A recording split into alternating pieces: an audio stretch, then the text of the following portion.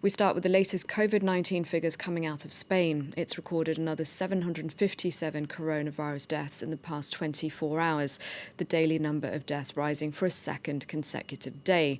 The virus claiming more than 14,000 lives in all. Now here's Sarah Morris, our correspondent in Madrid.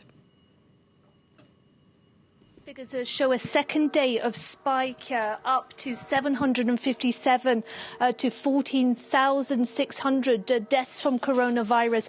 That's disappointing news, Claire, because that's the second spike after yesterday's. And it, of course, those health authorities were telling us that the curve was flattening out.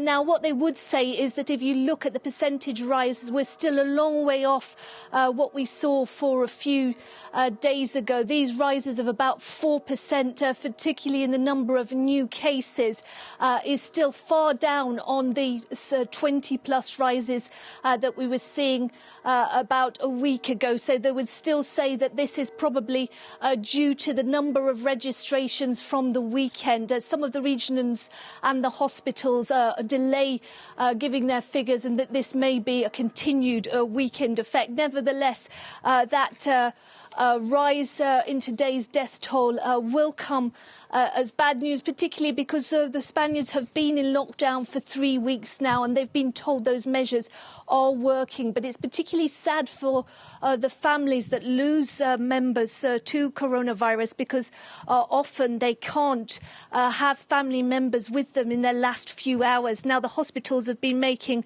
exceptional arrangements to, for instance, allow people to phone their relatives at the last hours, but we can see considerable pressure still on some of those intensive care wards, and particularly in cities like Barcelona, that's actually had to halt incinerations for the time being, and say that they will do burials because the demand is such.